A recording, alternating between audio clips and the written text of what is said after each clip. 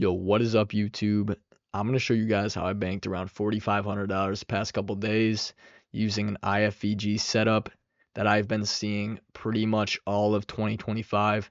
And I'm going to show you guys exactly how you can be doing it too, and exactly the setups that I was taking this past week and this week too. All right, so we are on the charts now, and this is Friday, the 10th of January this year. And this is the first example I actually took this trade on my funded futures account, my copy traded accounts, and I think I banked around $1,500 to the accounts using this setup. And the setup basically contains three or four parts roughly, that are pretty easy to follow, and you can almost trade it mechanically the past couple days. And I'm not saying it'll work like that forever, but this past couple weeks and days, it has been working that way. So basically, the first thing you want to look for is either an SMT or a sweep of liquidity. And most of the times I'll show you, it has been an SMT, but as you know, an SMT and sweep of liquidity is roughly the same thing, if not better, because you have more conviction. So for this trade, we put in this nice down close candle, right?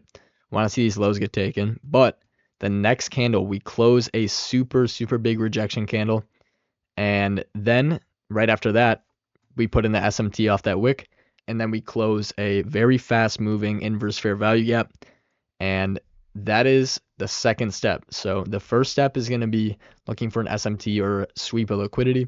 So a prominent low like this getting taken is a pretty good sign that we are going to see a short-term reversal, if not a full reversal. So we see that, and then we also see this inverse fair value gap, which is like probably a 23-point inverse. So this is a very good sign. So you see a very fast moving candle here, and fast moving is important. You do not want to see this candle kind of fuck around, move up slowly, because on the lower time frame, that's kind of creating low resistance on a lower time frame. You want to see this either moving around slowly down here and move up and then close, or move up very fast and then kind of just stay right here and then close. You want to see one big push in this candle at a time and then close. You do not want to see any sort of wick on this. You want to see a very fast closing inverse, leaving a V shape like this. Bang. So that is the second step. And then after that, what you want to be looking for is, I don't know what I just did with the arrow here. What you want to be looking for is a very quick spot to either take full profit or to go break even to take a higher RR. And what I've been doing is taking a break even at a spot like this. So we have a nice short-term prominent internal high right here, a nice wick, and I use this as a spot to go BE. So we go break even here, and then I took profit at these highs right here because, well, there's not really any reason for me to target up here because we created 5-minute gaps, and it's just not likely that we'll hold that. And also, you can kind of just see after we wick these highs, you want to be out of this position, right? Because wicking highs is never good for you. So the way to enter this is take this close right here. Stops do not have to be at the lows. If you want them to be, they can be, but I've been doing this. So this nice order block here, I put it at the bottom of that body, and then just take full profit at the highs and go break even here. So you're completely risk-free after this high. So if we do reverse here, it doesn't matter. If we do reverse here, you lose nothing, you gain nothing. It's a break-even trade. But if not, you can take a full 2RR at these highs right here. And that is exactly what happened. So this was the first trade we took. Very clear, very easy to see, almost mechanical, right? But nah, look up here. We had the exact same thing up here. All right, so put in SMT. I missed this trade, so I did not take it. But this one was honestly the better trade because it matches with high time frame order flow. So in a way, this is the A+ trade that I saw using an inverse. Right, we made the exact same shape. I don't have to go over this. SMT, V shape, bang, a fast closing candle, invalidating this entire 30, I think it was a 30-point gap, 20-point gap, right? You take the close, put in your stop. You got a break even point right here, and then you have a 5-minute gap right here. Bang, that's an easy, 1.38 R. And no, you do not need to get high R. You just need a quick and easy play like this with bigger size to make bank on a trade like this, right? This is a very, very free trade because 9 times out of 10 when you close this V shape, high displacing, high volume candle, we aren't going back up there, or at least you can get break even at a prominent low because this low is almost guaranteed after you close something like this, right? Now, that's not every time. The market literally can do everything, but I have noticed in the past couple days that this has been a high probability setup. But yeah, let's go to the trade that I took this morning. All right, this is the trade I took this morning.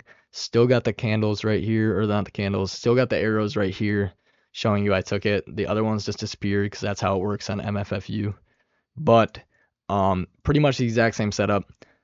We closed 2 very displacing candles, and yeah, you can see it's 2 different candles this time.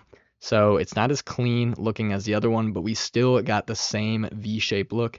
And if you go to the 2-minute, you'll probably see, yeah, so you'll see the same V shape, on the 2-minute, just a little cleaner. But on the 1-minute, you probably want to take the century just for better R. We invalidate this entire gap right here. I think this was like a 15-point gap, right? Invalidated the entire 15-point gap. We had data highs above, and we're sweeping liquidity and reversing from a 5-minute gap.